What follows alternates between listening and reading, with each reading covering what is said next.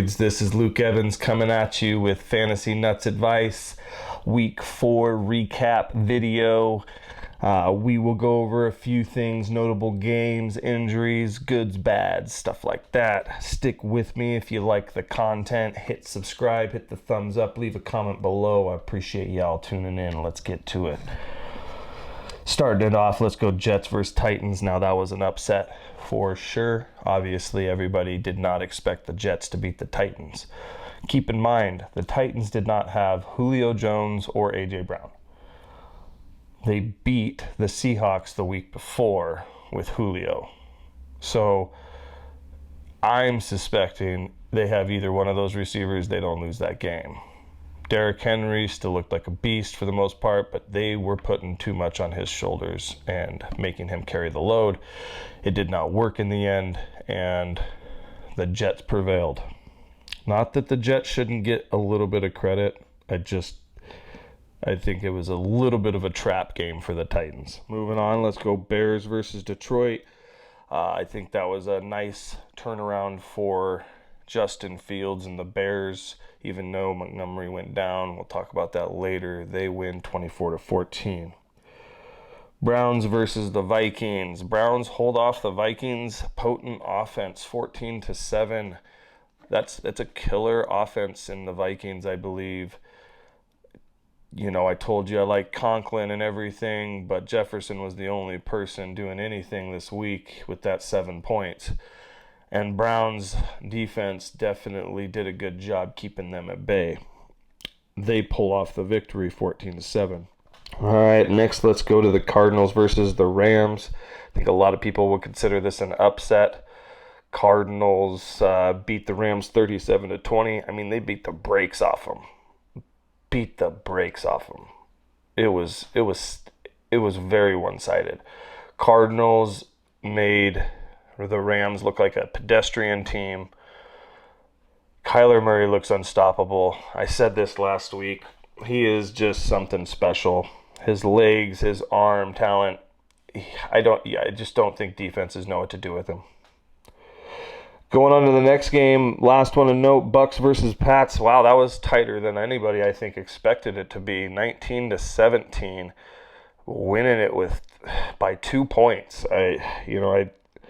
If I'm Bill Belichick, I think I'm happy with that, with the squad I got and the squad that Brady's got and the way they've been playing. So I think I'd be happy coming away with that result there if I'm Belichick. All right, let's move on to injuries. Gronkowski, rib fracture, multiple week injury. He's going to be out. I think you can go grab Brate or Howard, probably Brate over Howard. We'll go over another few options here after we go over all the injuries. Next, we're going David Montgomery. His knee went out after he had a 106-yard 2 TD game.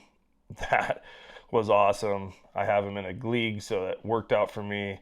Hopefully I win that league. I need some things to happen, but yeah. Moving on, Tony Jones. Why we're talking about Tony Jones, not because he's a starter, but because he's a backup to one of the best starters in the league, in Alvin Kamara.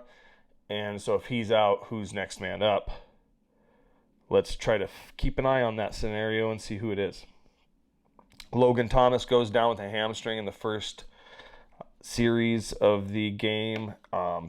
This is rough. I have Logan Thomas again. This is tough. I don't like that. He's looked really, really just consistent and red zone target favorite of Heinicke's. So it stinks to see this happen. So some other notable tight ends that you might pick up other than Brate and Howard for Gronk and Thomas.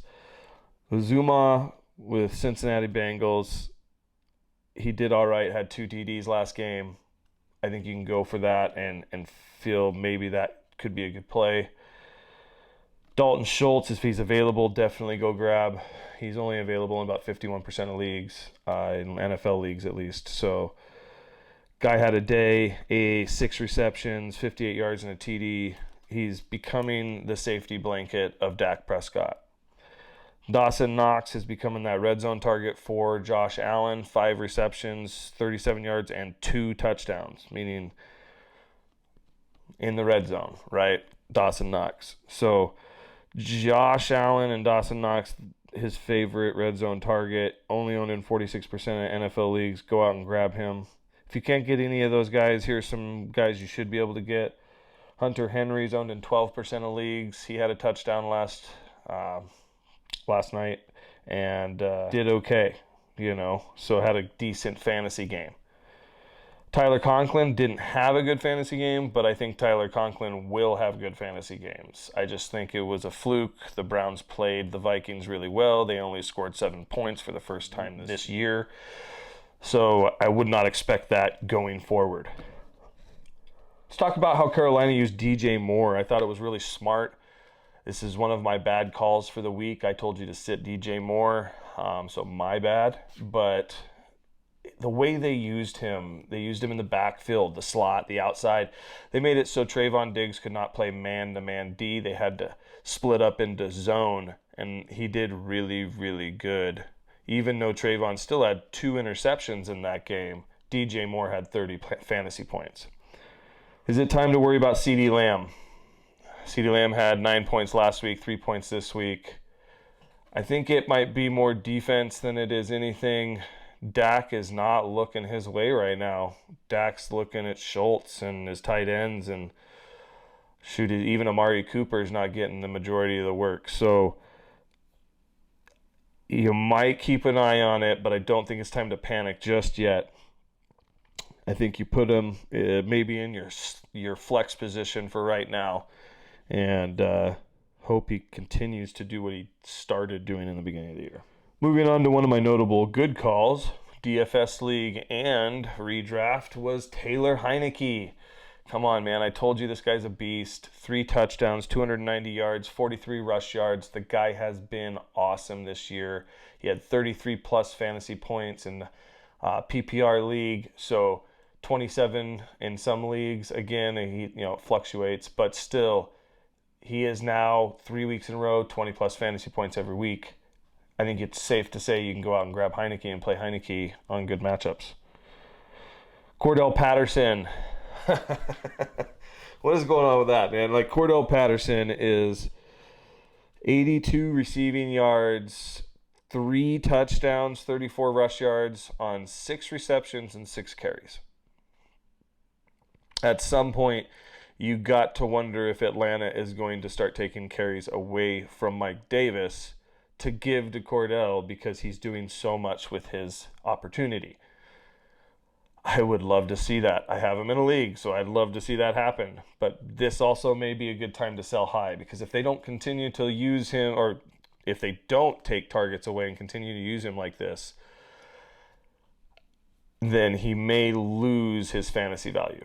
So it may be a good time to sell high, get a player that you can trust that's going to be good all year long. But I'm having a hard time thinking that they're not going to see that he's doing so much and they're not going to give him more opportunity in the end. So moving on, Allen Robinson. Is it time to panic? I do believe so, actually. 4th week in a row. I think it's time to at least sit him on the bench. You don't get rid of him for nothing, and you don't drop him. Just don't. But this could be a Stephon Diggs scenario a few years back with Vikings, where he had a bad first 4 or 5 weeks and then ended up winning people their leagues that year. So chill out. I'm telling you.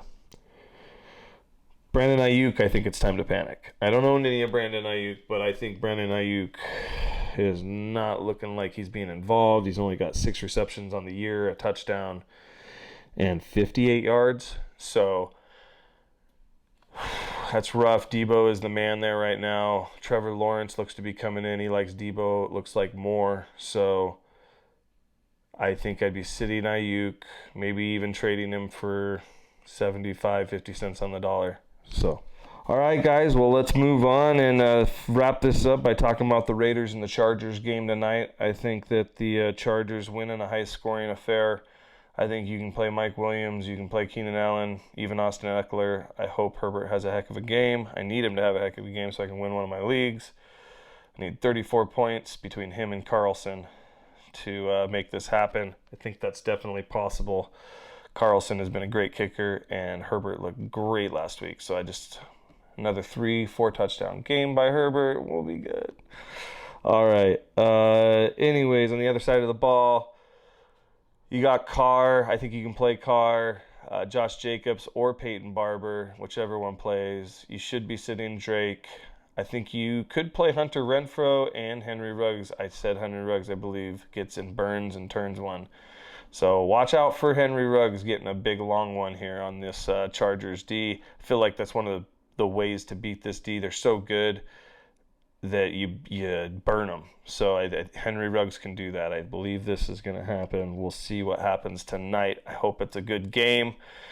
Hope you guys enjoy it. Let's watch, and we'll report tomorrow with some waiver wire pickups and game recap. Future videos, start sits this week for next week. Keep in touch. I hope you guys have fun watching this content. Hit a like, hit the subscribe, leave comments below if you do. I hope you all stay fantasy nuts.